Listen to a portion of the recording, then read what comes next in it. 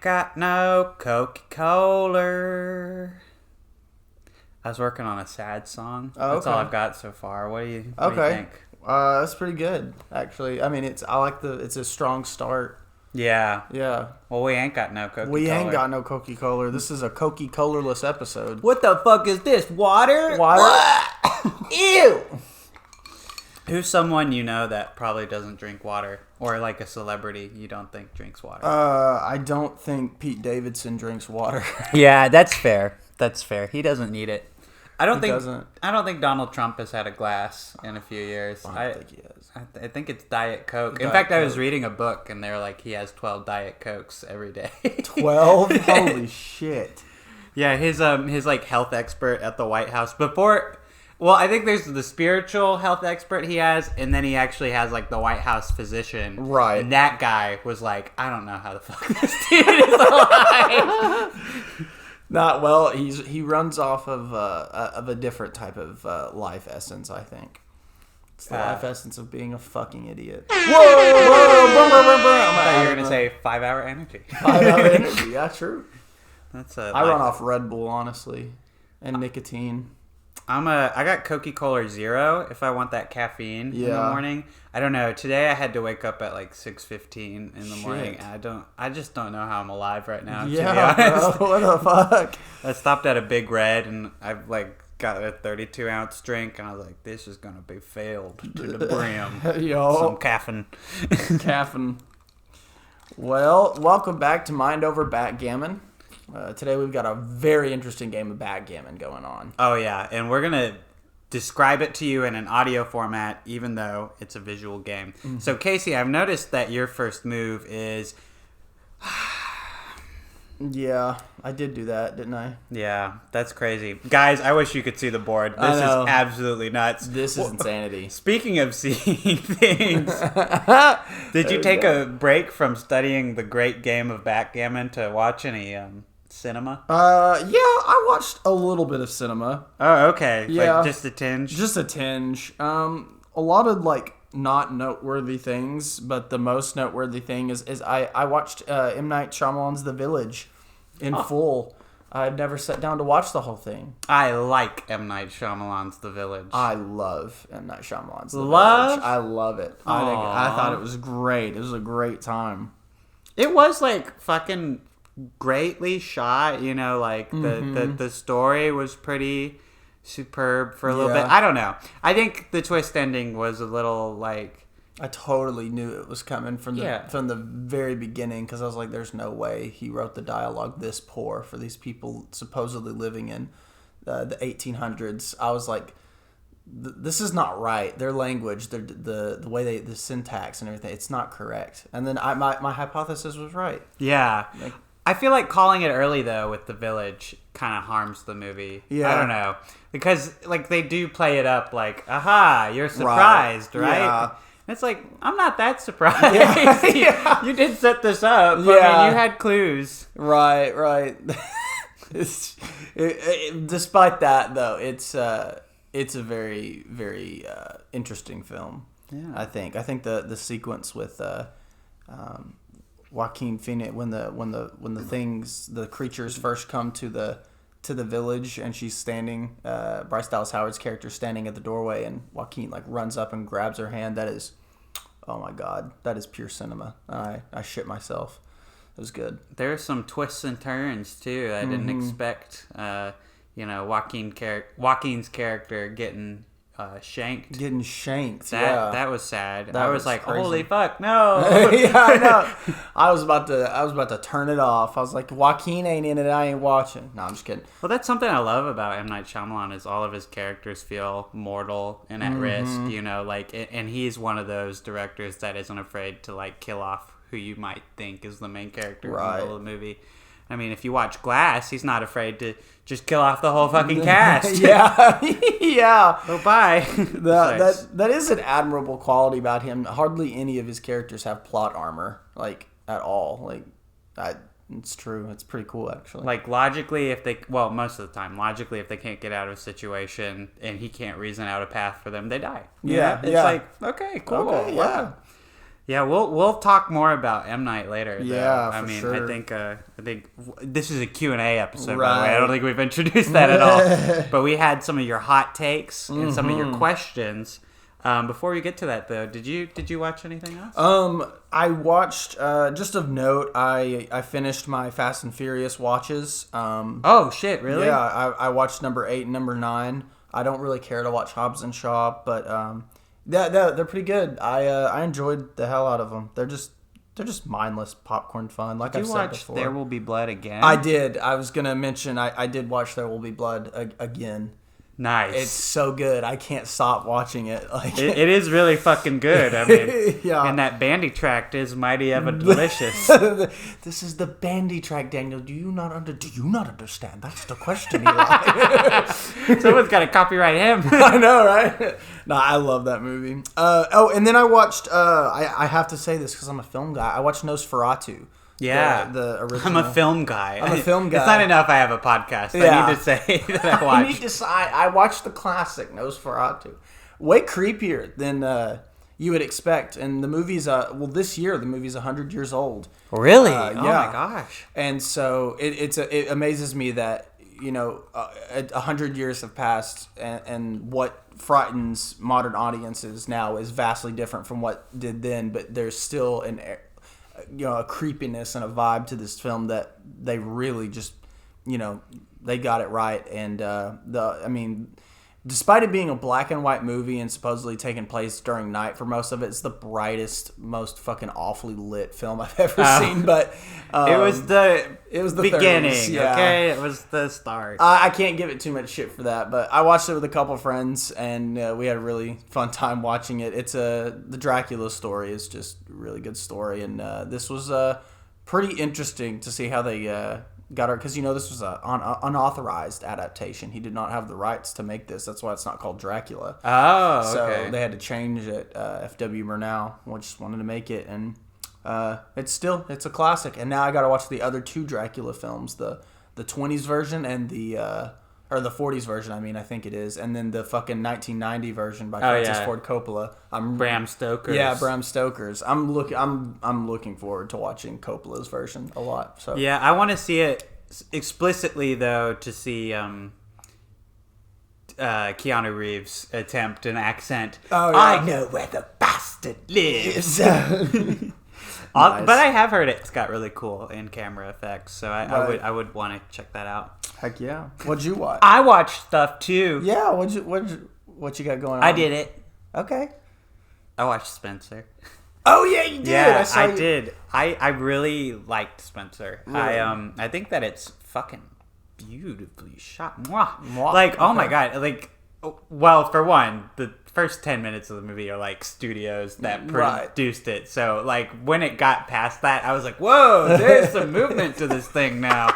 But like, it is really beautiful. Like, I mean, I know that's so repetitive, and I don't have anywhere near the terminology to compliment cinematographers like I should be able to, but I liked what they did with it, huh? Right, it looks pretty. Yeah, and Johnny Greenwood, who scored There Will Be Blood, did the score for Spencer, and he's fucking brilliant as always. They've got like a bit of a jazzy, like, paranoia thing going on. You're like very uncomfy. You're like, oh, I'm uncomfy. What's going on with all this jazz? But obviously the standout is Kristen Stewart as Princess Diana. She is fucking incredible. Like, I think this is the first movie where they've actually let Kristen Stewart like act. You know? Yeah. Like normally, I mean, I think this is what was happening with Robert Pattinson is, they just wanted him to play a type of character. Right. And in Twilight, I mean, with Kristen Stewart, I think they made her play bland so people could project themselves onto Bella, Yeah. And I've never fully believed that she's a horrible actress or anything, but I do remember a time where I clowned on both of them, and I just want to say, Robert, Kristen, I'm sorry. Yeah. Okay, you guys are great, and I was just a teenager. I was stupid. I don't know why it was so fun to hate you guys. It was the like the zeitgeist back then of like Twilight was the big thing that all the middle-aged and middle school, high school girls were into, and you like to poke fun at them for things that they liked. Yeah. And it just so happened that they acted kind of bad in the movie, so we latched on to that, I guess. And I guess like Stephenie Meyer too, you know, we just like we're like anything she wrote. Like I remember that movie The Host came out, completely unrelated to Twilight, and we all hated it. Right. Not because any of us saw it, but because she wrote it. She wrote it. We were like, that's stupid. I wonder what she's doing. I mean, she's getting her bag. She's rewriting Twilight from like the other side. Other perspective, yeah. It's so fucking lazy. And then 50 Shades of Grey is getting her bag because she's still ripping off Twilight and doing that also. Oh my god, bro! There was a very I went to Books A Million once. There was an employee there who was very excited. I went to once. No, I went there the other day actually. No, went there one time, and there was this employee who was very excited about the Stephenie Meyer from Edward's perspective of the Twilight books. He was like, "Have you read these books?" And I'm like, I read like a couple back in high school, which I did. I read New Moon and Eclipse, but wait, why did you start with book 2? What was the thinking? I just didn't care for I've watched the movies. I didn't care for the first movie, but I liked New Moon and Eclipse a lot, so I read those books. That's awesome. Yeah, but yeah, I was like, no, I've read a couple, and he's like, well, she's writing it from Edward's perspective. You can actually, they're on pre-sale right now. You can pre-order the books, and he's like, I know I've got mine, and he's like going into talking to us about this, and I'm like, man, you are really interested in this cash grab book that's coming out. So there's still an audience for it apparently. So yeah, that's odd for me. to think about that. I do think it's a bit odd. You would think that those people were relegated to 2009 and they'd be too shameful to speak up about it. But no, they're proud Twilight stans, and they exist in our society. Yes, they do. All that to say, go Kristen, go Kristen, go Kristen, go. She didn't win a Golden Globe though, did she? What? Oh, I haven't looked at the Golden Globe winners. I know Andrew Garfield won, which I'm pretty happy about that. But Kristen Stewart, she won every other major award except for, we haven't had the Oscars yet, but the Golden Globes, they didn't give it to her. I feel like she's got a good chance at the Oscar. I don't know who I'd give it to instead. I mean, I really like Rachel Zegler from West Side Story. I thought she was phenomenal. So I mean, like if Nicole Kidman won for actress in a drama, and Rachel Zegler won for actress in a musical or comedy. Okay, there we go. So, there we go. Yeah, Rachel Zegler winning, that'd be phenomenal. I thought she was even better than the original Maria. Gosh, I see. This is the problem with Spencer though. Is outside of the lead performance and the score and everything. Like I do like this period of history, and I think Princess Diana's life is very interesting. Mm-hmm. I just I thought it was an odd choice to have it take place over just like 3 days and not chronicle her larger life. Like it was an interesting tidbit, but I do wish this performance had gotten to be a part of like a larger scale project of Princess Diana's life, and a larger glimpse into what it was like. This movie is more like a fable, and it's even got like an ending that feels like it was probably made up. I don't know enough about Princess Diana though to know that for sure. But I mean, that's what they say right at the start of the movie, a fable based on a true tragedy. And I thought that was an interesting approach to it. I mean, well, Pablo Larraín, his biopics like Jackie wasn't about her whole life. That was just about right after the assassination and her. So maybe he has a different approach to the biopic. That seems to work because people seem to love his movies when they come I haven't seen Jackie yet. I haven't seen it either, but I've the Pablo Larraín biopic train is a thing. Well, I'm ready for it now. Yeah. I want to see it. Other than Spencer, though, all I watched film wise was Wolfwalkers, which we had access to an Apple TV account this weekend. So we were like, let's fucking go! Yeah. And it's great. I think it's a fucking shame that most people will not see it because it's exclusively on Apple TV. You can't rent it on YouTube. You can't rent it on Amazon Prime. Like, it is literally only available to watch if you have an Apple device with Apple TV. Yeah, I think that's so disgusting. Yeah. I hate it so much. I really do. Watch it.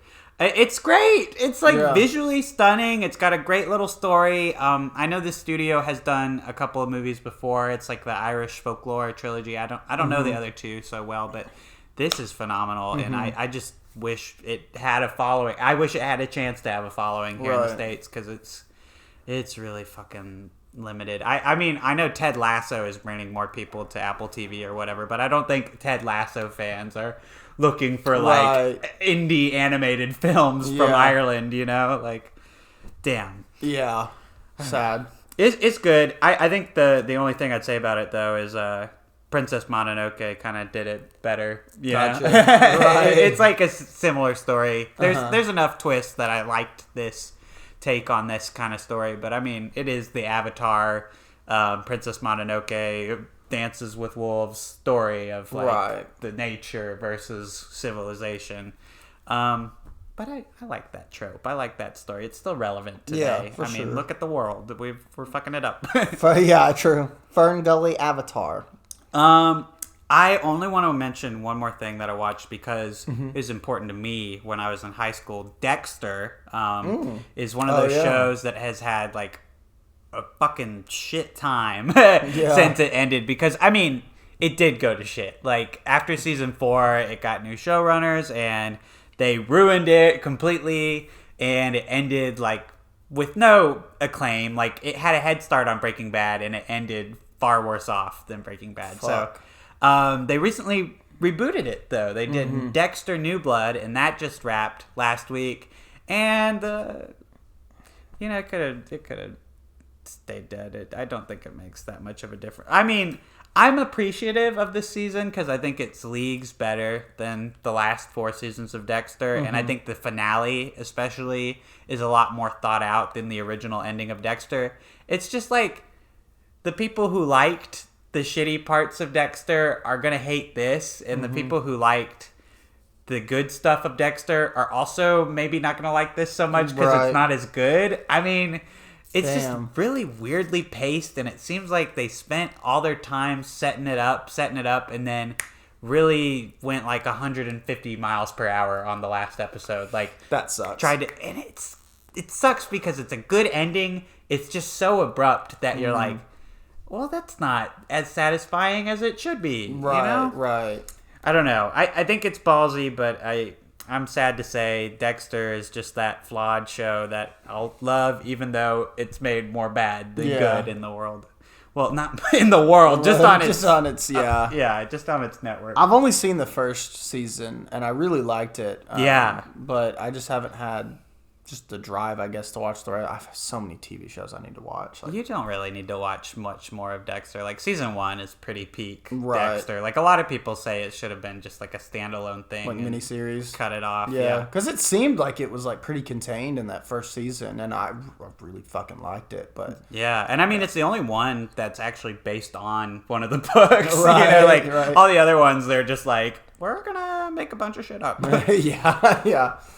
Well, that's interesting. I might have to finish Dexter sometime if I have enough time to do it. But I'm in the middle of so many shows. What are you watching? Right now, I'm watching. I'm trying to get I'm really into the show. It's just finding the time to watch it. But Vikings is really interesting to me. It's good. Yeah, I like Vikings a lot. I'm almost finished with the first season there. I'm into The Sopranos right now. I need to finish. I have half a season left of Breaking Bad. My rewatch of Breaking Bad. Oh yeah, we're on season 4 now of our rewatch. Nice. I'm basically just rewatching it so I can watch El Camino and Better Call Saul. I wanted to rewatch Breaking Bad before I did Better Call Saul. So okay, gotcha. So, yeah. Well, it's a prequel, so you're gonna find that.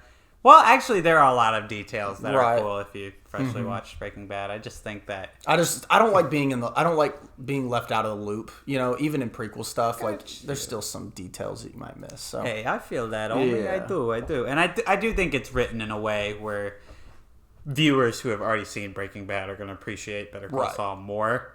But also, if you're expecting Breaking Bad, you might be disappointed because I know for the first couple years of Better Call Saul, I was definitely like. So it's not Breaking Bad. yeah.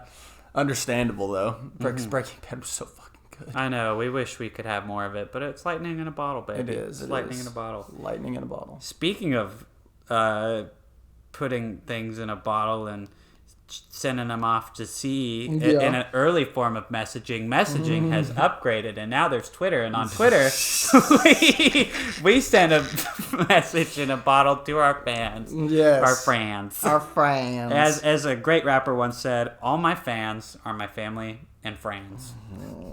Yes, that was a great rapper. What was his name? I don't remember. I don't fucking remember. Yeah. Let's do the Q&As first. Questions, and then we'll get into the hot takes. Okay. So you guys left hot takes. Yeah. We're gonna talk about them. Don't you worry. Don't you worry. But yeah, let's start with maybe Saxon's questions. I think I have the answers. Good old Saxon. Those first. So Saxon asks, well, you know what? We'll alternate. Okay. Cool, reading them. Cool. What director's filmography is your biggest blind spot? Casey, what'd you put for this? So I would put probably Bong Joon-ho. Yeah. I really love Snowpiercer and Parasite, obviously, but I've not seen any of his other stuff. I've started watching The Host. I need to finish that. That one's pretty good so far, but yeah, I mean all his other stuff I have not checked out at all, and I know he's got some bangers. That I need to check out, especially Memories of Murder and Barking Dogs Never Bite. I still want to see Okja, too, even though I've heard kind of mixed things about it. Like, it looks interesting. I mean, it's his only other English language film than Snowpiercer, so yeah. I don't know. I can't believe that I haven't watched more either, especially with how much I love Parasite. Guess it's just because they're kind of harder to find, the Korean flicks. Right. The new Korean cinema, you can find pretty much everything you need on Criterion Channel. And Amazon Prime has a lot, but Criterion Channel has a whole dedicated library called New Korean Cinema, and it's got all the bangers in there. I need to fucking renew my... I was watching so many good movies when I had a Criterion collection thing. Right. And I was doing one every day. I miss it. Yeah. So for my blind spots, I have a few directors I wanted to mention. Jane Campion is one that I brought up earlier this year. I have not seen a single fucking Jane Campion movie. I'm two. I'm so ashamed. Yeah. I hate myself for you, everyone. And that's unrelated to Jane Campion. Right. Catherine Bigelow is another big director that I've not seen like so many of her films. Like I think I finally watched my first Catherine Bigelow movie last year. It was Point Break. It's not like one of the ones that people like laud or anything, but I need to see The Hurt Locker. I need to see Zero Dark 30. I especially want to see Strange Days and Detroit. My God. Like I can't believe I haven't seen that. I found out about Strange Days just the other day with Ralph Fiennes. Yeah. That is the wildest concept for a movie. I cannot wait to watch it. You know, another one. One of my favorites of Catherine Bigelow's. I like Zero Dark 30 and I like The Hurt Locker and stuff. But Blue Steel, I believe, was her first or second film. Yeah. It was in her early. Blue Steel is fucking incredible. I loved it. I need to see that too. Yes, shit. It's good. And then I put Terrence Malick because I feel like I always hear Terrence Malick is one of the filmmakers, and I just have never... I haven't watched any of his films, I don't think. Like, I want to go back and, like, watch the early stuff, though, like Badlands. Start with that, with, like, Sissy Spacek, and then work my way up to, like, Tree of Life and stuff like that. Yeah. I've heard that he's, like, an incredible, like...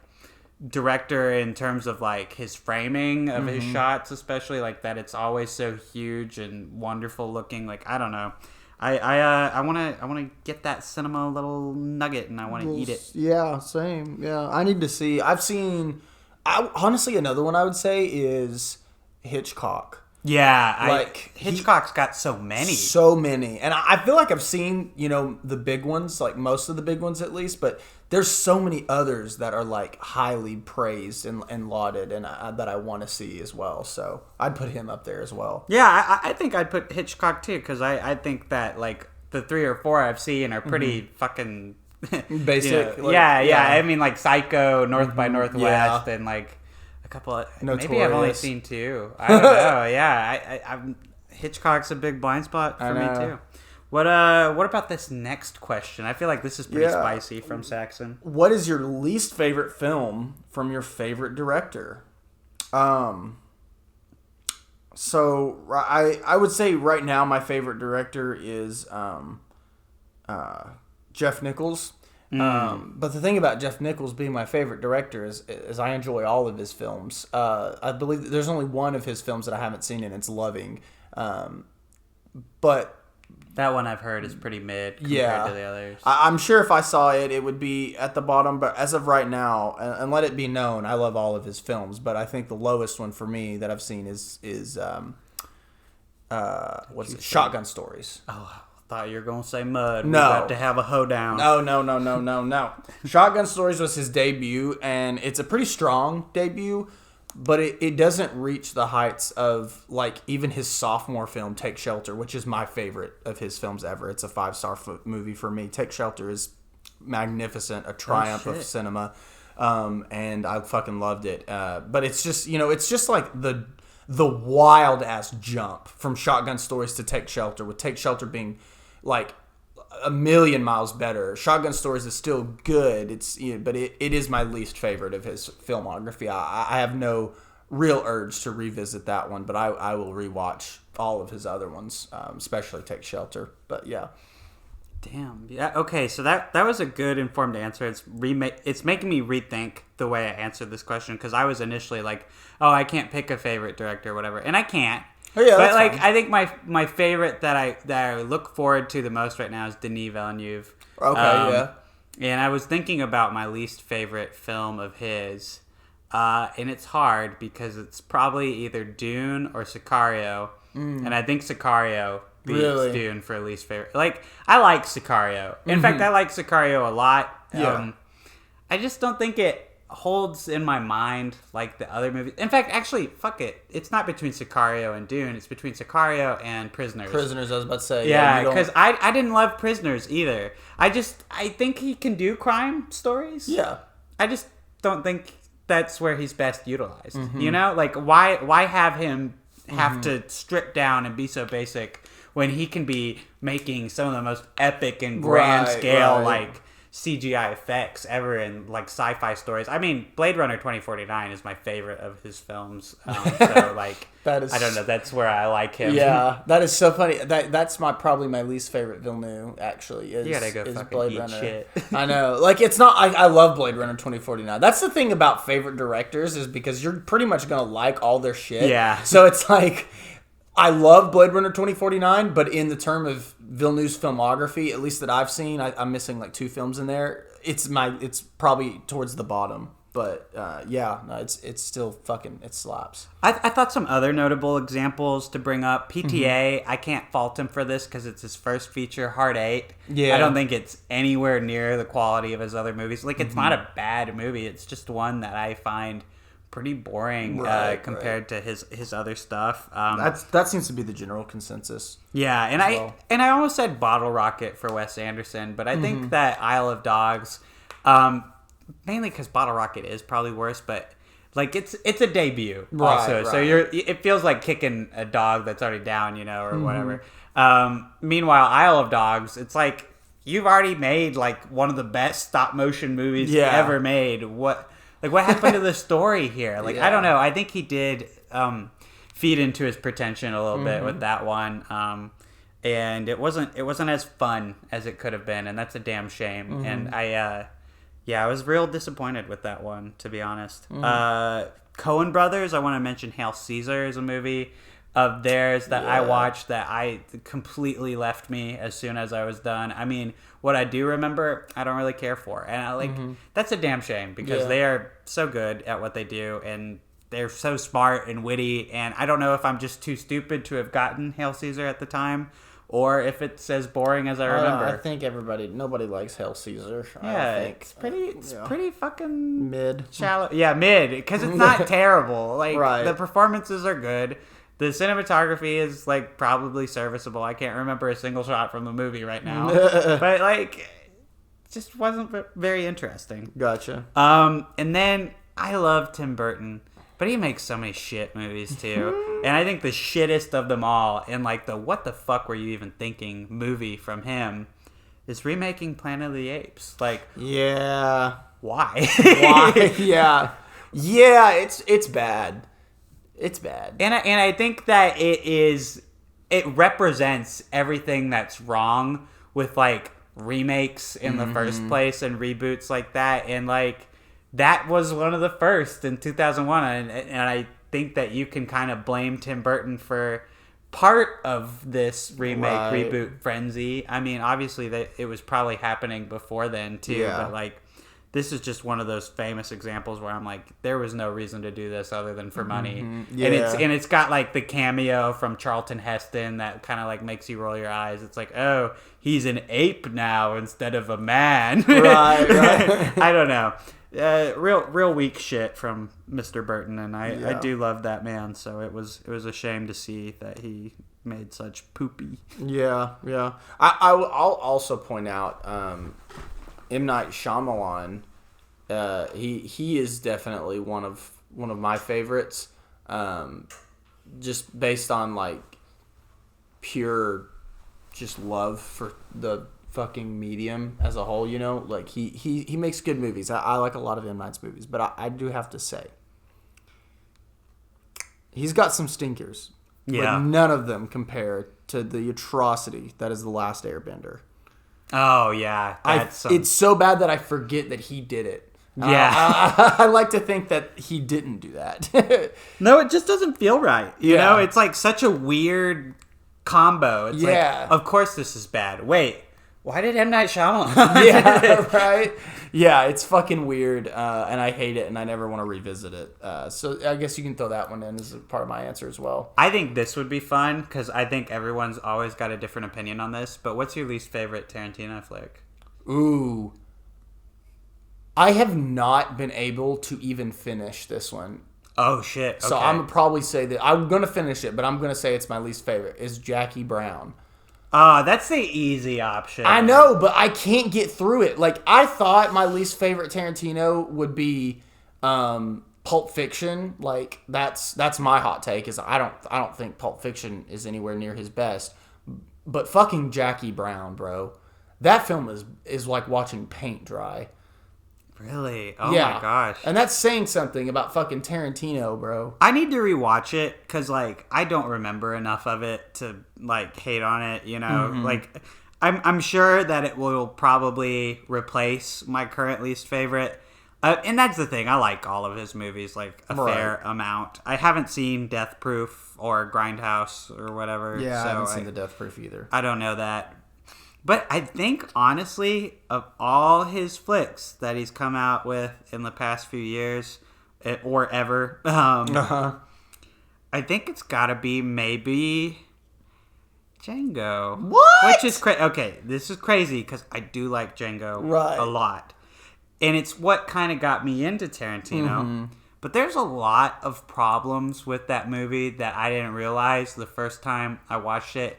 Most of it comes from the fact that, like, I've read a couple books of scholars pointing out their qualms with Django Unchained as, like, a white savior, like, narrative, too. And I see it now when I watch the movie, and I'm like, yeah, I kind of get where they're coming from. And I mean, like, it doesn't ruin the movie for me, but I do see where that angle is. And that's really the main thing holding it back, is like, I don't think Tarantino is the director to tackle the issue of slavery in the past. In fact, I think it's pretty sloppy, but it's so fun that it's like, it's hard to remember that, like, oh, maybe this isn't the best, like, way to tell this story. But, like, I don't know. I think that's the sole reason, because I think Inglourious Bastards is just really great. I think obviously its middle portion doesn't ever hold up to the opening scene.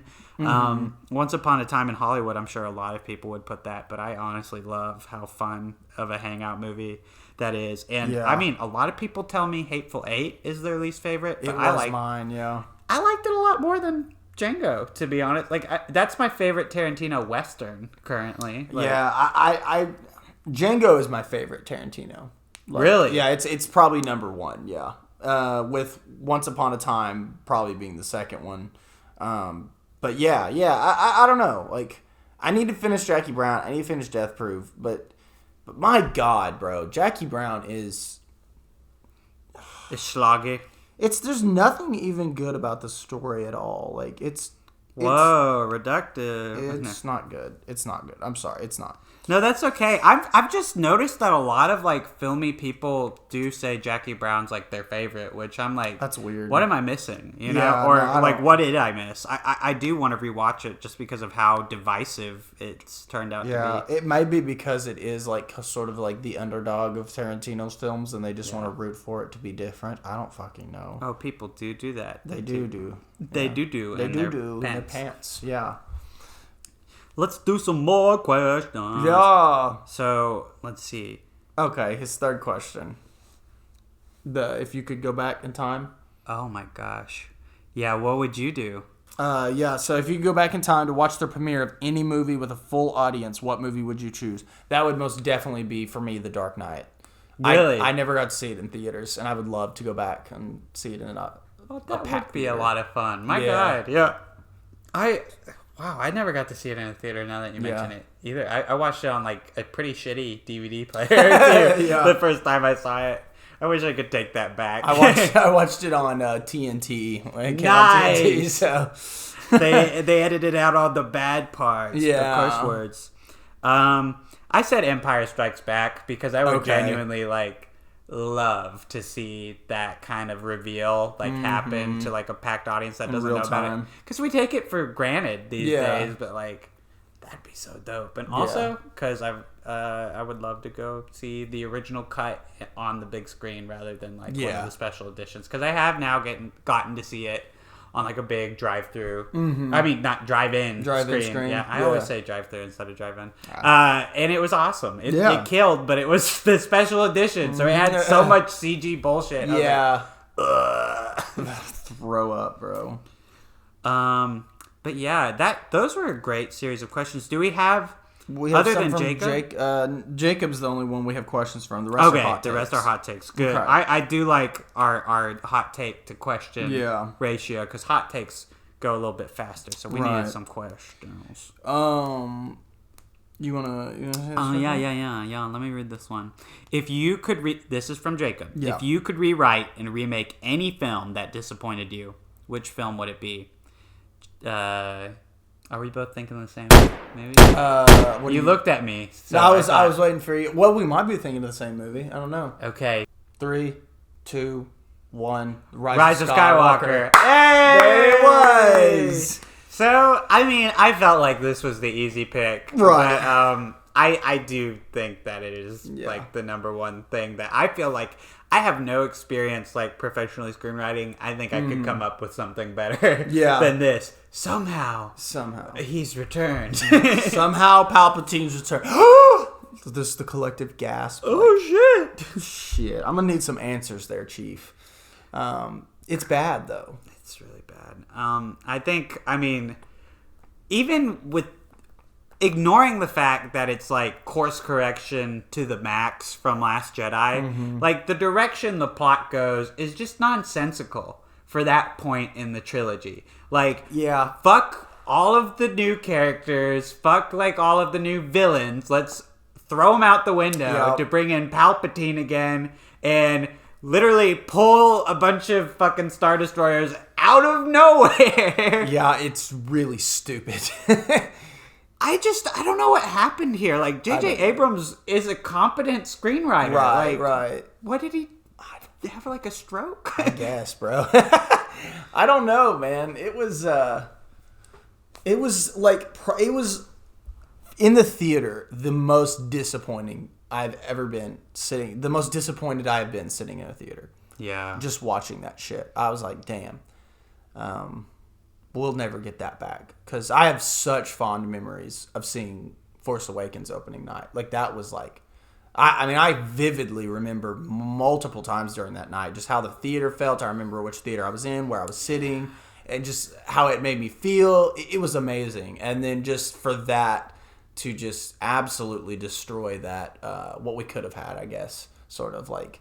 And even though The Last Jedi was like semi-disappointing for me, upon rewatch, I was like, actually, no, I think I like where this was headed. And I just, my hope going into The Rise of Skywalker was that they weren't going to retcon it too much. And exactly what they did was retcon everything, which is what disappointed me even more, because it really showed the friction between, Ryan and I guess Disney or JJ. But yeah. Yeah. I do remember where I was for Force Awakens and Last Jedi too. I felt like they were both a lot of fun on the big screen. I did not have that great of a time with Rise of Skywalker, and I knew that I was disappointed. I don't think I knew just how much until like immediately after I left the theater, and I was like, that's actually like the worst fucking Star Wars movie. Yeah, for sure. It's worse than the prequels, because at least the prequels have some like life to them, some vision, some direction that they're going towards. Like, this was just So I mean, if I could remake it, I mean, what would you change if you could remake it? Like, just a few plot points that you'd fix. I would not have Palpatine back. Yeah, good call. Kylo Ren as the main villain, I think, is the biggest fix. It makes the most sense coming out of Last Jedi. He's set up to be the supreme leader, the main antagonist. He does literally everything to turn to the dark side, and I don't see how he could come back from that. Like, well, in the first 10 minutes, they just like take away all of his power and menace as a villain, and they make him a lackey again. Yeah. It's just so fucking stupid. Yeah, it's ridiculous. Oh, and Colin Trevorrow was going to do that too. He had a big squid monster, so don't give him too much credit. I mean, it was better. Right, yeah. I would definitely take out Palpatine, and I would reinstate the fucking character arc of Finn. Yeah. Bro. He had such a good thing going for him in the first one, and even in the second one, I think Ryan fucked up his arc in the second one too. That's something that I think Ryan didn't do well in the second movie, was Finn's arc. Finn got totally sidelined after Force Awakens. I think Force Awakens is the only movie that sees him as a fully developed character, and that's such a shame, because John Boyega like brought such a great energy to that character. He was funny, he was charming, and he just got totally fucked over. Yeah. I'm like, oh my god, this is how you want to do your first main character, person of color in this franchise. I mean, Lando counts too, but like, he didn't get to do all that much. Neither did Mace Windu. I mean, Finn was a star. You know? Right. And he was, to me, the most interesting character in the whole movie. Like, a stormtrooper that fucking turns to like the good side. Like, that opening sequence is fucking amazing in The Force Awakens, and they just kind of, since The Force Awakens, it slowly deteriorated into, and Ryan had a chance for his arc to like complete in the second film when he was gonna like sacrifice himself, and I thought that would have been okay. I didn't want him to die, but I was like, that's okay, that'll show. And then no, absolutely not. And I would have in the Rise of Skywalker, I would have definitely brought if Kelly Marie Tran's character more into it, because she was a big part of the second one, and then completely sidelined in the third one for no reason. Like her, I don't know. What I hate about that is just how bullshitty they were about it. Like J.J. Abrams was like, no, I love Rose. I think that's one of the best things Last Jedi did, was make Rose a main character, and then she's in 70 seconds of Rise of Skywalker. That's bad. Just fucking cringe. Princess Leia would be dead already. Princess Leia is dead. Okay. Yeah, like, I get wanting to do right by Carrie Fisher, but the way it was executed in this movie, it did wrong by her. Yeah, it did. It felt fucking debaucherous. Like, holy shit, that was so terrible looking. It was demented is what that was. Like, I have no love for I have love for Carrie Fisher. I have no love for CGI Carrie Fisher. Yeah, who like is not at all talking to the people around her. No, just like very clearly unrelated lines. Yes, it's so apparent. The lines were just well. I love how they like try comedy with it too. Like, can we get a zinger off of Carrie Fisher's ghost? No. Carrie Fisher's corpse is still warm, and they're like, do a zinger. Quip! Quip now, please. It's terrible too, because Carrie Fisher, the real actress, was so fucking effortlessly funny. Yeah. And just to see her, just her CGI image, her hologram, puppeting a corpse, like it's awful, bro. Ay. Oh yo. Fuck. So I don't know. I would just not make Rise of Skywalker. It just wouldn't be anything like that. It would be opposite day. It would not be. Yeah, I agree. Fuck it. Don't even call it Rise of... That's such a stupid fucking title, too. Yeah. Rise of Skywalker. Miss me with that bullshit, bro. You know what? This might be a little too early for... Oh, shit. No, we should save our hot takes for later. Okay, I'm storing that. Storing it. Store it. All right. Second question from Jacob is, thoughts on fan films? Yeah. Okay. What do you think about fan films, man? I think that they can be very fun and that they are a good use of your time as a novice filmmaker. Yeah. But I think that if you submit them into a film festival, you're a fucking clown. If you want to be taken seriously by a fan film, please stop. I think uploading these things, making these things, uploading them to YouTube is fun. Like, I used to watch a bunch of fan films. Like, fan films can be genuinely gripping and fun and good to watch. Like, specifically, I'm thinking of a couple of Batman fan films that I've watched that I'm like, wow, that was cool. And there's other fan films of, like, random IP that I've seen that I'm just like, that was really fucking good. Don't submit them. Don't try to make yourself a serious filmmaker off of fan films. That's ridiculous, in my opinion. Like, why would you do that?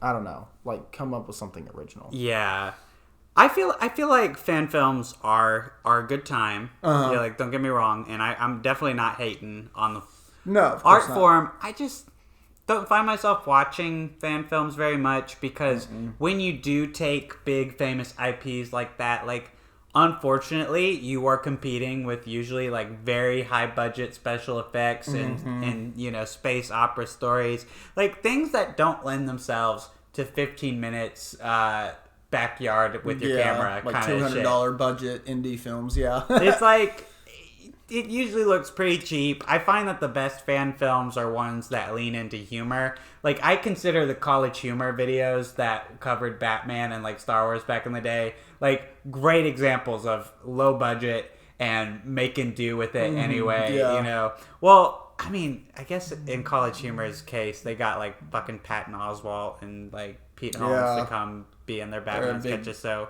corporate channel, but yeah. So I don't know. I just think that I can't take them seriously too much. I can't either. I mean, there's some bangers back in the day. There's that Darth Maul short film. I mean, even that kind of wasn't my favorite. I just liked how cool the choreography ended up being in that one. And I don't know. I admire the craft. I'm interested about that Spider-Man Lotus fan film. Yeah, I'm interested in that too. I wonder if it'll be any good. Well, Andrew Garfield knows about it now. Oh, really? Yeah, there was some tweet from the guy who made Spider-Man Lotus. He's like, my dad was a pilot on a plane that Andrew Garfield flew on, and he talked about my movie to Andrew Garfield. And Andrew Garfield said he liked it. The idea. Andrew Garfield's such a good sport, man. He's been having to field all the fucking Spider-Man questions in the world this year. And he's just trying to win an Oscar for Tick, Tick, Boom. He's just like, talk to me about, like, my work, you know? Yeah, for real. Oh, God. He seems so pleasant, though. He does. If there was one film... Oh, I love this question. Yeah. You ready for this? Yeah. Are you ready for this shit? Yeah. If you could make one film with all the money and creative talent you'd need, what would you create? What would you create, Isaac? What would I create? You want me to go first? Yeah, go first, man. You damn fool. I'm definitely not stalling to get this note up. No, hey, I'm not stalling. Okay. So don't accuse me of that, okay? Okay. Don't even accuse me, because I would never stall. I mean, I'm almost to the note, but I would never stall. Right. Okay? Like, I would never, ever do that. Like, I'm just not that... Okay. Okay. So here's the film I'd make. I'd make water gaming. You know, the old classic note, water gaming. The gaming sport where two players balance a desktop rig on a boogie board and compete in gaming. The player that loses in the game or drops the rig in the water and is killed by electrocution loses the sport. I mean, can you imagine a battle royale feature akin to Squid Game, where teams of gamers... Water game. Bradley Cooper's in there. For water game? For water gaming. You bet your ass... we've got fucking Will Poulter in water gaming. He's like, guys, I don't know about this. He's got an American accent in there. Gotcha. You know? I'd probably get some more young talent. I mean, Rachel Zegler is probably going to win an Oscar, so why not have her do bizarre, terrible movie immediately after? I see a lot of potential for water gaming. I bring it up every chance I get. Filmmakers, if you're listening, water gaming... I obviously don't have a copyright on it, but don't steal it from me. Right. Collaborate. My number. Let's do it. 4 seconds. Good pick. Oh shit! Somebody's breaking it. It's an interested producer. Oh shit! Well, should we help them enter the house? Maybe. Oh my gosh, an interested producer. So why do you want to produce water gaming? Well, I just think that water gaming brings something new to the market. Nobody's ever seen nothing like this. And I want to get in on the ground floor of water gaming. Yes! Yes, there you go. Yes! Congratulations, your movie's being made. Fuck yes! Well, what stupid movie would you make? Because my movie gets to be real now. I have two,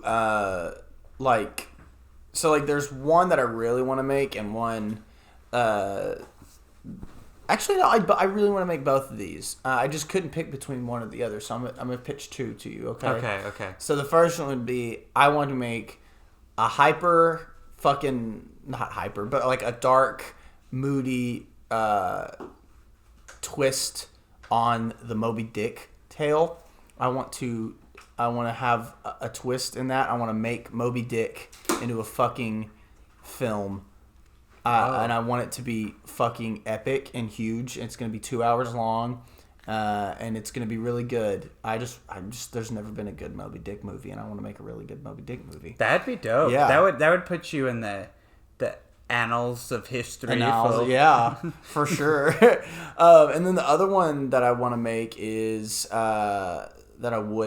would be there's this there's this book by Cormac McCarthy, and it's one of the great American novels, and it's a Western called Blood Meridian. Ooh, I need to read more Cormac McCarthy. Yeah, he's already got 2 films adapted that adapted very well, No Country for Old Men and The Road. I haven't seen The Road, but I sure do love The Road book. Right.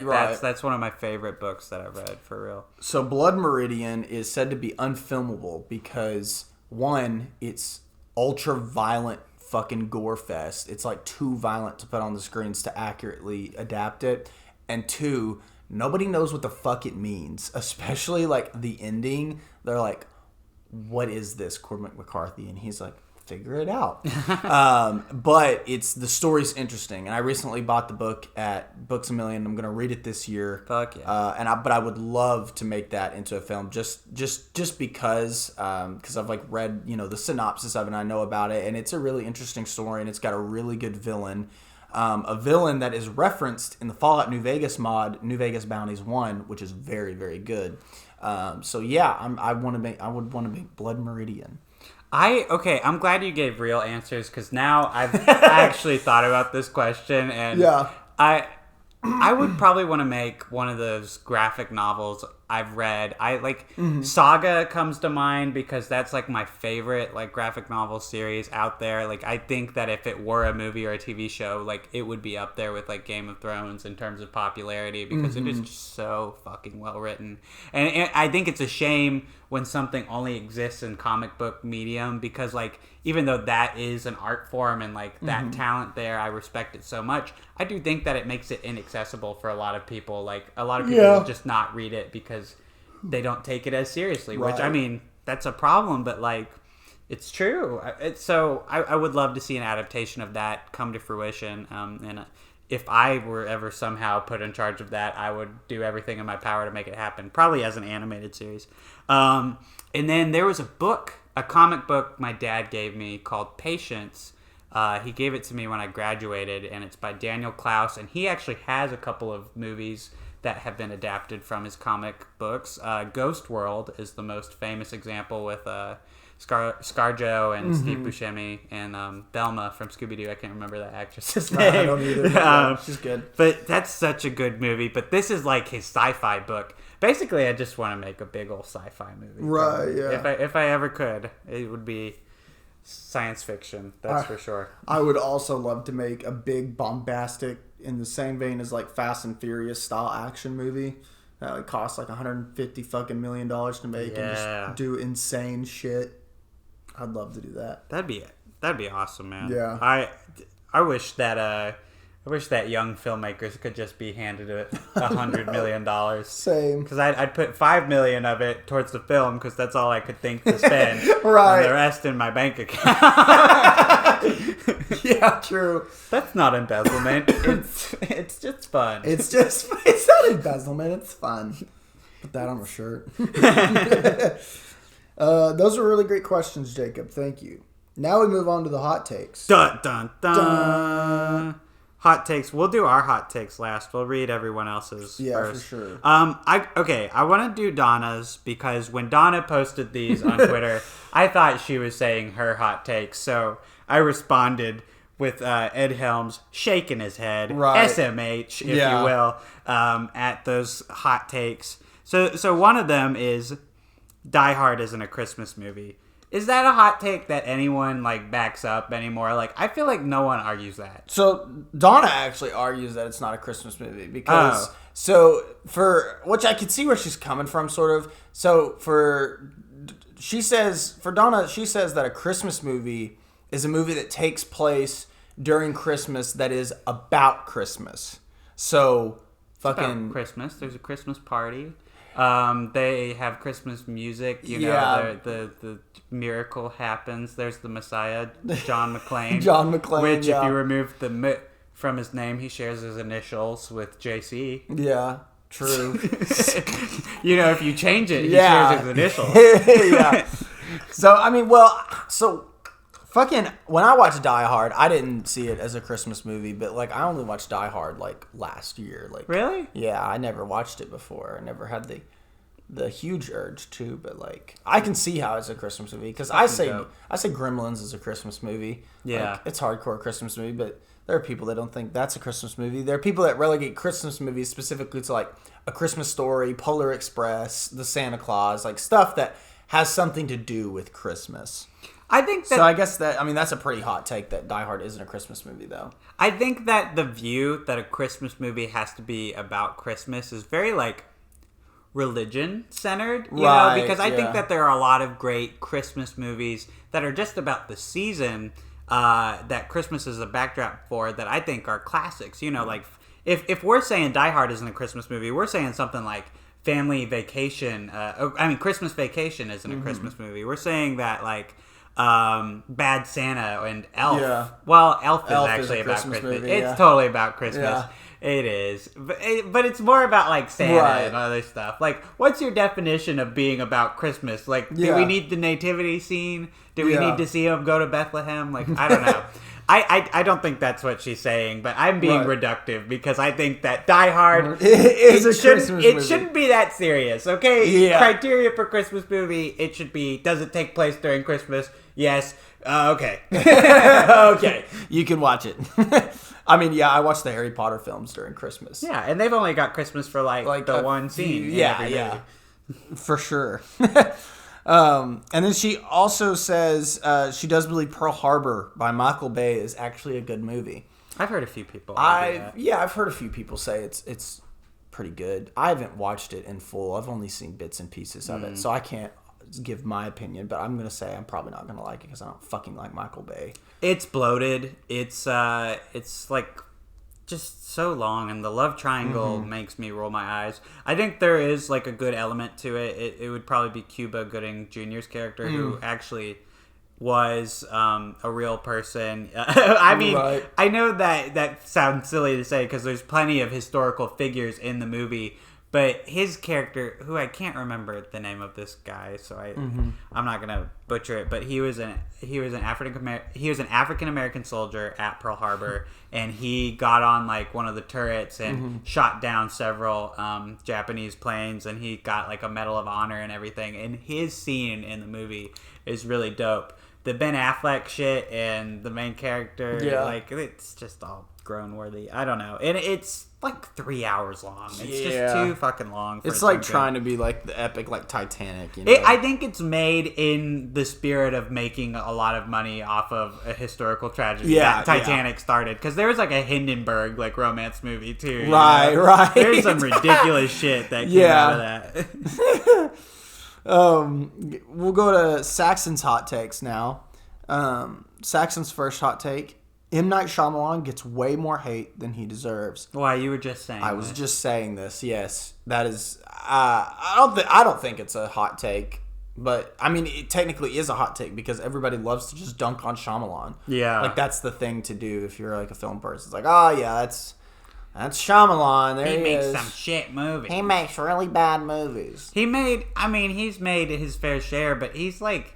I think people like to think that he's super pretentious and up his own ass. But I think for the most part, the bad movies are like the big studio, high-budget movies that he's made. And I think that when he produces his own shit, which he's been doing as of late, it's pretty unique. It's pretty fun. Like, I genuinely want to see Old really bad. And I mean, shit that got critically panned at the time, like The Village. I mean, history has been kind to it. When we look at it now, it's like it really wasn't that bad. People just wanted to hate this guy. Yeah, for sure. Yeah. So Saxon also says, "Whoa." Are we talking about M. Night Shyamalan's The Village? The M. Night. We talked about it earlier. Casey saw it this week. No, it's very good. Not Donna. Kennedy owns a sticker that says, "I really like M. Night Shyamalan." Yeah, I forgot. Yeah, I need a sticker of that and Old now. Well, the sticker is $2 from Super Yaki. Let's go. I'm gonna get it. This episode's now sponsored by Super Yaki. There we go. Again. M. Night Shyamalan's The Village. We can claim that. We actually did say that Super Yaki sponsored a previous episode. True. This will be our first time getting our fake sponsor. We should get real sponsors. We should. For real. For real. No, yeah, I definitely fully agree with Saxon that he gets way more hate than he deserves. And that comes from someone who doesn't like Lady in the Water or The Happening or all of those. Saxon's next hot take is The Matrix Reloaded is actually pretty good. This is one that I'm seeing a lot more these days. Like a lot of people genuinely loving the Matrix trilogy in its complete form. Not just the first one. Yeah, like 2 and 3 up there too. And like a lot, and that's in effect with a lot of the Wachowski movies. Like I remember Speed Racer got its change in the public eye. Like people love it now because of how faithful it is to being a cartoon. When at the time, that's why it was critically panned and hated. I do really want to rewatch Matrix 2 and 3, especially after Resurrections. It kind of made me think like, oh, were these like the last cinematic high budget movies that had heart? You know, was it The Matrix? Was it?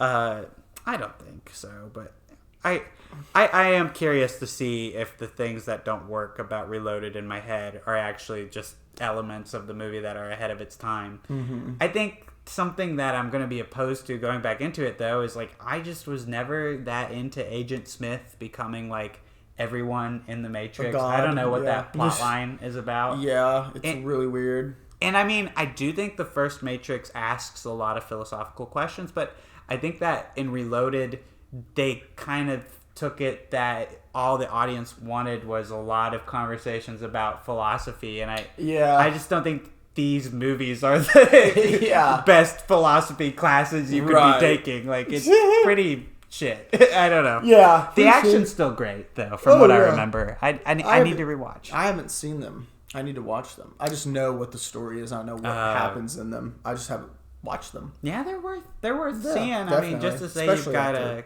completion. Right, for sure, especially after Resurrections. Yeah, liking it as much as I did. I need to watch the other two. God, so. You had it in your top 10. I know, it's in my top 10. I'm still stunned a week later. Oh, by the way, Spencer didn't quite crack the top 10. It was like 13 behind Spider-Man No Way Home. Gotcha. And Matrix Resurrections. Yeah, I haven't watched anything that's cracked my top 10 yet either. So. Hey, let's go. Saxon says the original Space Jam is not a good movie. You're correct. It's not. It's just fucking inflated by it being just an insane, stupid fucking premise. Yeah.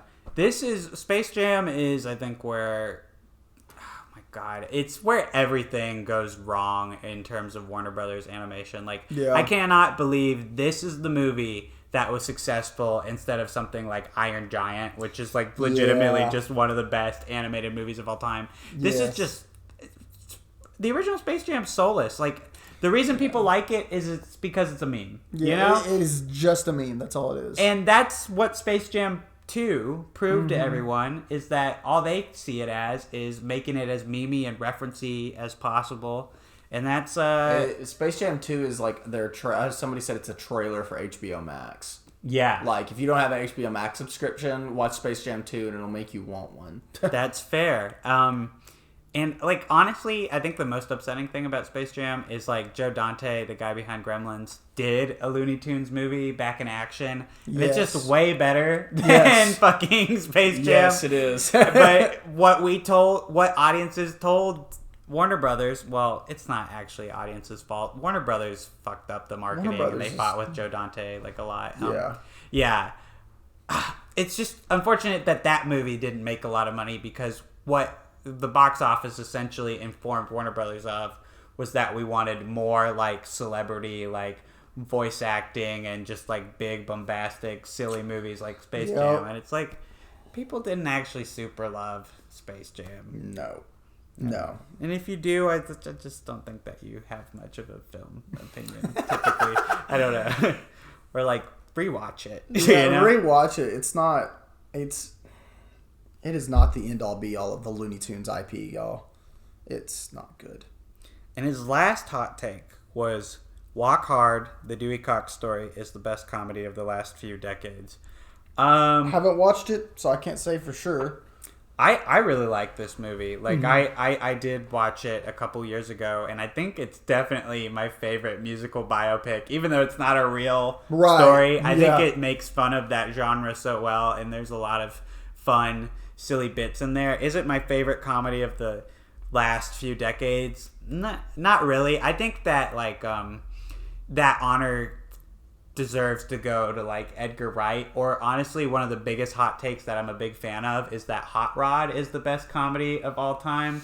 I think that movie should get a lot more love, and I mean that came out around the same time as Dewey Cox. I love me some 2000s silly SNL member movies, but Dewey, I don't think this is a bad take at all. Like if you love the Dewey Cox story, like I totally see why. I love it too. I just don't think I love it to the degree that I love a lot of other comedies. And also, here's my hot take about comedies just in the middle of this. It really sucks how, like, as the decades go on, it is very hard to revisit older comedies. You know, like, shit from the 80s and 90s has aged so poorly. Which is so weird because you can go back and watch like a comedy from the 40s or the 50s and it'll be like funnier than like the 80s or the 90s. It's like, what? And then don't even get me started. We have to do a whole goddamn episode about where like offensive like bro comedies like went wrong in the 2000s too, late 90s. And I was just saying I love comedies from the 2000s, but there were douchey, terrible comedies too, man. There were really bad There's some shit that's aged poorly. Yeah, I don't even know what my favorite comedy would be. Like, comedy's never been my, like, strongest genre that I've seen the most films in or that I even like the most. Honestly. Like, the last time I remember laughing really hard in general. No. The last time I remember laughing at a film that was genuinely funny, like I wasn't laughing at it, was fucking the Lego Batman movie. That is a really funny movie. That is a funny ass film, yeah. I love the Lego Movie too. I think that's very funny. Yeah. Have you seen that? Not the first one. I watched the second one. That's so fucking blasphemous. I know. Go back. I watched the Lego Movie 2, the Lego Ninjago movie, and I watched the Lego Batman movie. But I'd never watched the first fucking one. It's like better than all of those ones. Oh my god. Lego Batman movie is a 5-star film for me. I hope you know that. Really? Yes. I didn't think. I don't think I knew that. I've seen that film like 3 times. I fucking love it. I would watch it again. Like Yeah. that was one of my favorite movies I've seen on an airplane. Faux shizzle. Faux shizzle. We got Sam Tyler. He's got some good hot takes. He's got some good hot takes. I'm excited to dive into these scrumdiddlyumptious takes. Yeah. Saxon, your takes were very fucking cold. I'm just kidding, buddy. I love you. No, it was he had a couple hot ones in there. Oh, Casey stands by it. He's still calling him cold. Saxon, No, calling him cold. I was surprised at just how much I agreed with Saxon's hot takes. Saxon, when you come back on the show, first thing you got to do is whack him over the head with a chair. You gotta you slap the shit out of me. Just kidding. I love you. On average, I have pretty vanilla takes, but here's a few hot ones. He says. Sam. Yeah, Sam says. I don't care for Fincher films, but can't deny that they're good. I was pretty surprised to hear that he like hates Fincher movies. Yeah. You know, like really does not like them. And like I can kind of see where he's coming from. Like I think that Fincher is like gritty and like very pessimistic and cynical. Yeah. Like I think that if you're going to a movie to like have a good time, like Fincher movie is not the movie. Yeah, watch. exactly. Yeah. So I can see like that lack of joy from Fincher movies, especially detracting from one's enjoyment of them, you know? Mm-hmm. Yeah, I don't know. I mean, I would have to say I completely respectfully disagree. I think Fincher is probably one of our greatest directors. Oh, same.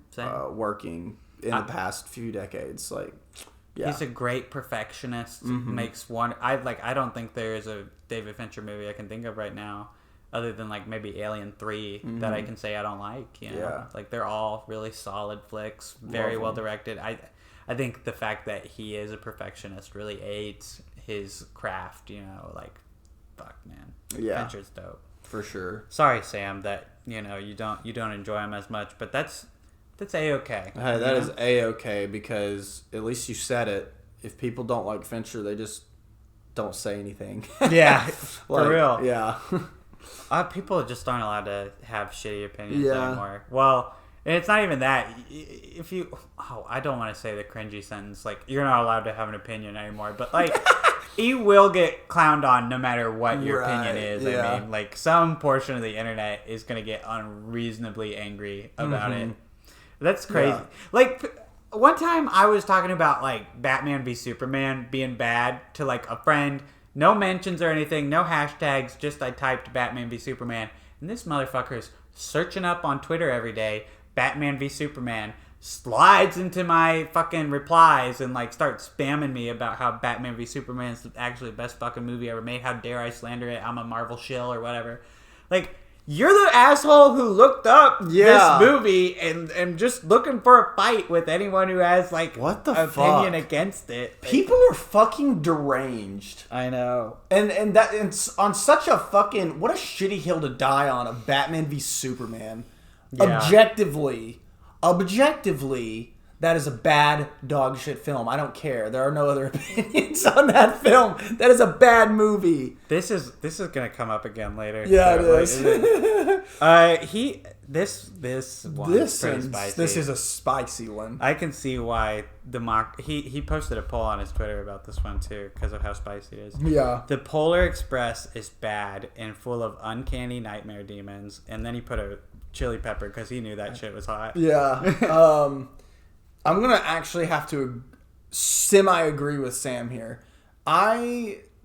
Growing up, everybody wanted to watch The Polar Express, and I fucking hated it. I thought it was just the worst Christmas movie you could put on.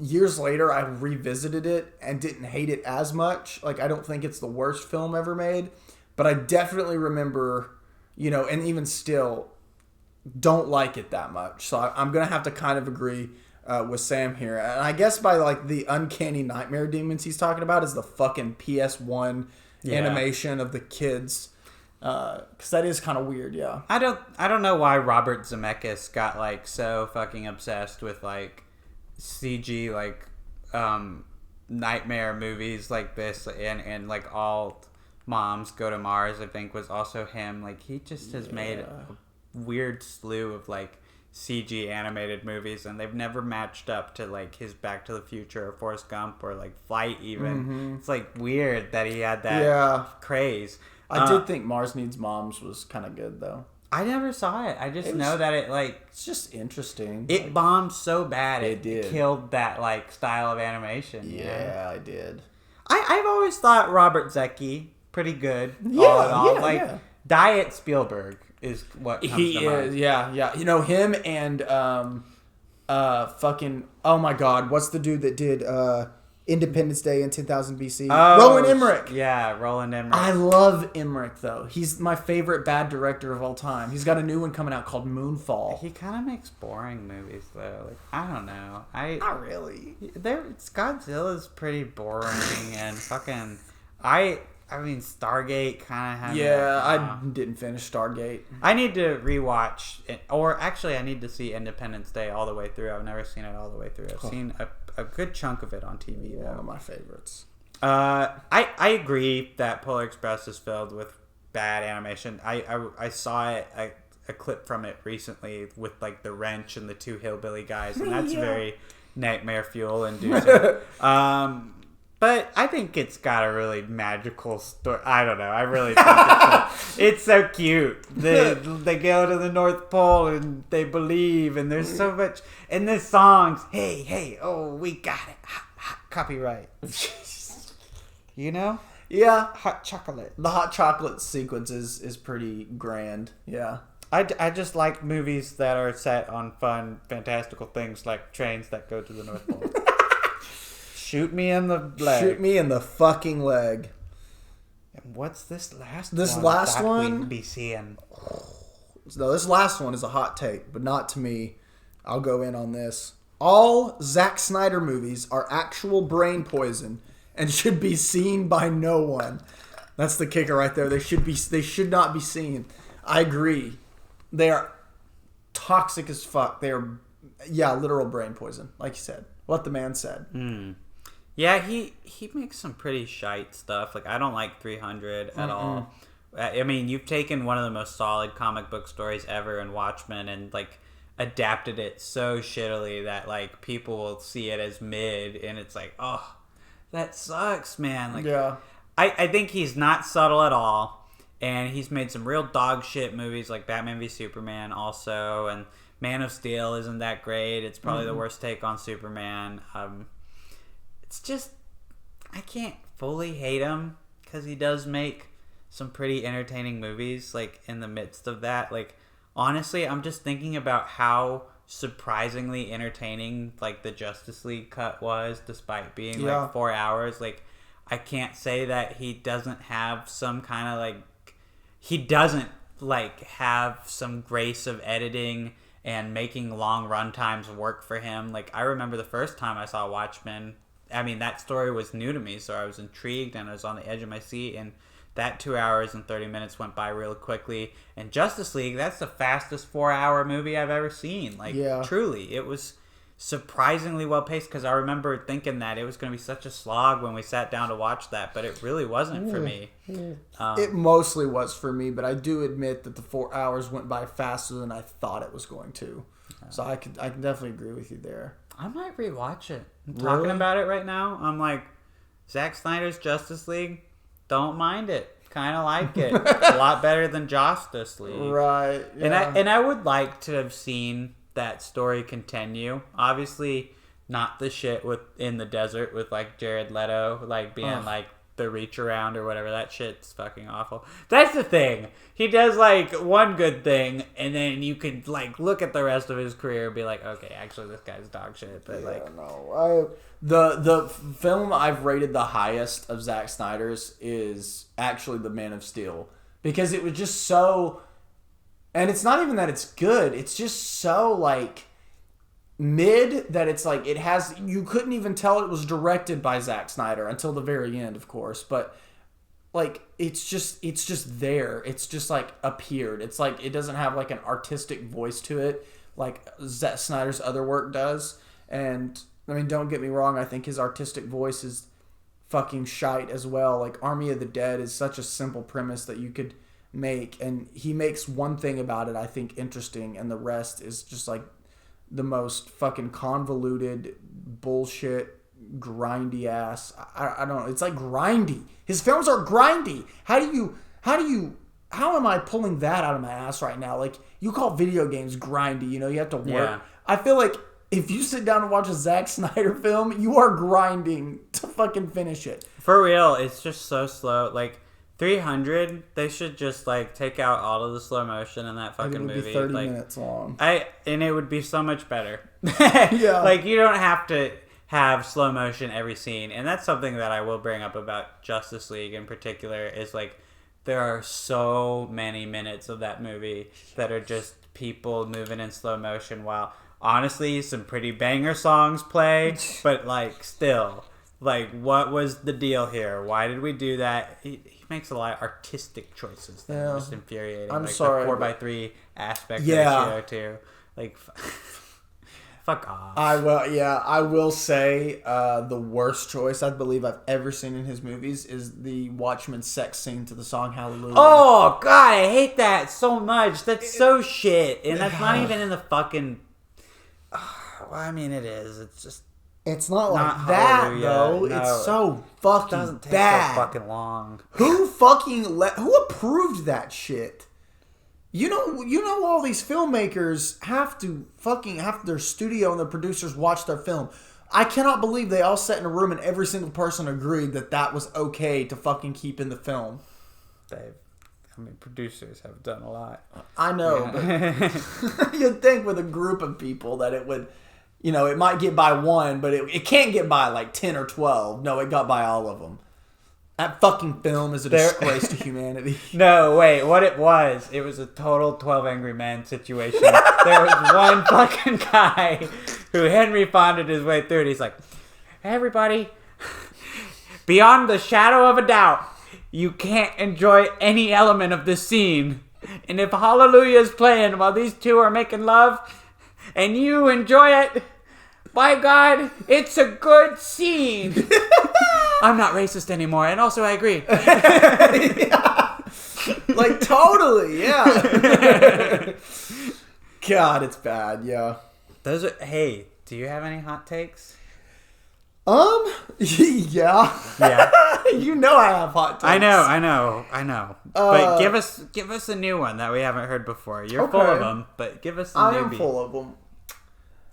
I'm full of surprise. I'm full of the shitty hot takes. Those were good, by the way, Sam. Those were good hot takes. Yeah. I don't know if I have one that I've never expressed on the pod, that I haven't expressed on the pod. What's running through your mind right now? Well, my main one that I get a lot of hate and shit for is Uncut Gems. Oh, yeah. I fucking hate that. I despise that movie. That is such a shit take. It's bad. It's bad, okay? I think it's bad. I think it is not good. Yeah. Oh, wait, I know one maybe that I think now I need to rewatch it because it's been a couple of years, but the Warcraft movie. Yeah. I love it. I need to see it. I think it's good. A lot of people fucking hate it. Like it's just for everybody else, it's just another failed video game adaptation. For me, it was a step in the right direction, and it did some good, and I like it.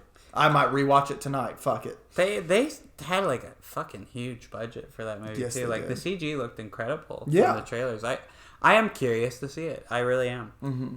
I couldn't think of like a really good hot take, but like one of them is definitely that the Dark Knight Rises is so bad that like it actually retroactively hurts the other two movies. What? Yeah, it like hurts the credibility of the franchise. I guess that'd be my other hot take, is that I think it is laughable when people, well, not laughable. I think it's funny when people bring up Nolan as like one of the GOATs in like a sentence that contains like Kubrick or like even fucking Wes Anderson. Like, really? I think Nolan looks silly up there. I What? do. Yeah. Okay, I respect that he makes big blockbuster movies. He has awesome practical effects and he's big and bombastic or whatever. But like, I think high art. Yes, they are. I think this is where I disagree. Is I don't think any Nolan film strikes me as high art. I think Nolan is the epitome of frat bro. Oh, I have this DVD of this. It's the frat bro DVD copy of Fight Club. That is Nolan. Nolan is the frat bros filmmaker for sure. This is a shit take. No, he is. Shitty. Listen to reason, Casey. Memento. Have you seen Memento? I love Memento. Have you seen The Prestige? I love Memento. You're telling me those aren't high art and those are bro films? Those are not high art. Those concepts have been done before, but high art doesn't necessarily mean concepts that haven't been done before. I don't think he's like he is high art. He's like Villeneuve. Villeneuve is high art and blockbuster. They are the same. Villeneuve is way artsier than he Nolan. may be. Yes, he's a little more artsier than Nolan, but God, Nolan's made a couple of like mid films. You're like assuming that I don't love him. I do. I just think it's so funny that he gets brought up with like the greatest filmmakers of all time. Because I think he has a few really like fucking like 5-star movies for sure, which is great. Yeah. But it's like I don't know. I do. It makes sense to me that he is the frat bro filmmaker. He's great, but he's also like I don't know, man. But this comes from, like, my distaste of shit like Interstellar, which I think is just very shallow compared to a movie like 2001 and 2. I'm so sorry. I hate every time you bring that up. I die inside. No, people really love Interstellar. I feel like I need to rewatch it. I don't know, but... Okay. Okay. I know that made me sound ignorant. No, these are opinions. This is what this is. These are opinions. This is a safe space. You get to say your shit all the time. Exactly. Let me have my shit today. Let me have my shit. There was another Nolan movie I was going to point at that I was going to... Was it Tenet? Oh, no, it was Insomnia. Insomnia is pretty mid, but I don't think anyone ever claims Insomnia is like one of the good ones. Yeah. Oh, Tenet. That's what it was. My God. Okay. Yeah, I'm glad you said that. I don't care for Tenet all that much. I mean, visually striking. Don't get me wrong. You can't look at any Nolan movie and not say that. Yeah, at least. for sure. I just don't want you to get twisted. I love Memento. 5-star movie. Mm-hmm. I love The Dark Knight. 5-star movie. I would even say Batman Begins. Mm-hmm. 5-star movie. Prestige, 4.5. Okay.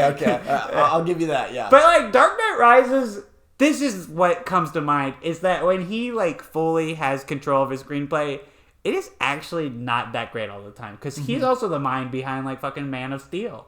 Like, a lot of the choices in that movie are Nolan's shit takes. Like, right. I don't know. I respect him, but also I don't respect him like I respect people I consider to be auteurs. I think he is an auteur, though. I think the auteur theory works for Nolan. It works in his favor. You can argue it. If I you just believe think in the that auteur I theory, personally think it's silly. Right. Like, this is what I see. My opinion is my own, and I think that if your opinion is that Nolan is one of the greatest filmmakers of all time, and you can use him in a sentence with, like, fucking Tarkovsky, Kubrick again, I mentioned, because I've heard him brought up right after Kubrick so many times that I think it's fucking hilarious, because they're not comparable to me. Well, maybe but to me, to me, like, I respect him, just not like I respect them. Would you say Villeneuve after a sentence with Kubrick? I don't know. You don't know? I don't know. Is it like the separation of like the old like 60s and 70s directors with like, I think the 2000s? with that it does feel weird to talk sure. about them because they're making such different movies in such different times. And the thing is, like, Kubrick's not a blockbuster maker. No. Like, but Villeneuve he accidentally made a couple. Yeah, he did. Right. Yeah. Villeneuve and Nolan are blockbusters first and foremost, but I really do think they're high art. Like maybe not all of Nolan's films, but for the most part, he has a theme, he has an idea that is underneath all the fucking bombastic shit. Memento's really cool, man. I didn't mean to brag on Memento. No, I feel like some innocent people got hurt. You know? Some people didn't need to get hurt. Isaac, don't back down from your opinion. Hey, I know. And no while we're at it, Inception, maybe like 7 out of 10 movies. Okay. Yeah, we're logging off now. No, I'm kidding. 8, 9, 10. What makes these people happy? I don't know. I need to rewatch Inception too. I think the last time I watched it, I was maybe in a pissy mood. I don't know.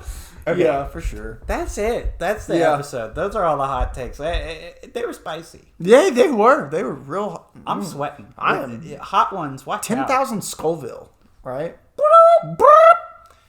Well, we'll see you guys next week when we fucking eat a lizard. Yeah, we don't ever think about these topics before they come up. Maybe we'll like make a sacrifice.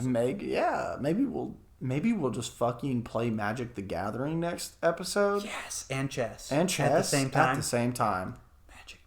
Magic chess. Let's fucking go. Tune in. Thank y'all for submitting your questions and hot takes. We appreciate you. And we never said this on the podcast. I said it on Twitter, but thank you all for a great 1 year of Mind Over Movies. Thank you for 2021. We started in November of 2020, technically, but 2021 was a full year of the podcast. That was the year of us. That was the year of us. Y'all are so loving and supportive, and we love you. Mwah. And keep listening, and we'll keep putting out content. Bye-bye. Bye-bye, yeah. We used to have ending bits. We did. What happened to us? Here, I'll put one in right now. Isaac, who's that out the window? Oh my god, it's oh my god, it's oh my god, who the fuck is that? Isaac? Tom Felton. Tom Felton. Shit! Draco Malfoy! Oh my goodness! That's it. That's that blog. That's how you get. What are you still doing here? Go home. Go home. Leave. We're doing a Ferris Bueller. Yeah. Wait, let's do another great post-credit sequence. Hey, Casey, my name rhymes with Bick Dury, and I'm here to ask you to join something that rhymes with the Savengers. Me? Really? Is it because I can shoot water out of my fingertips? Yeah. Yes. Come on.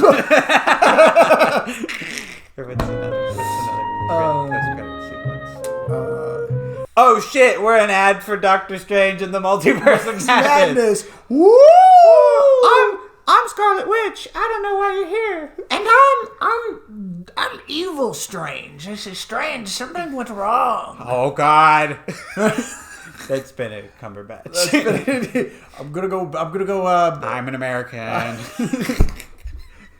I can do an American accent really well. I'm gonna perform heart surgery.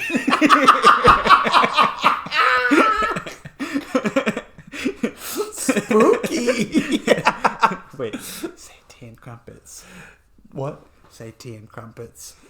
Tea and crumpets. I'm not even tempted by that. British people aren't real. Goodbye. Goodbye.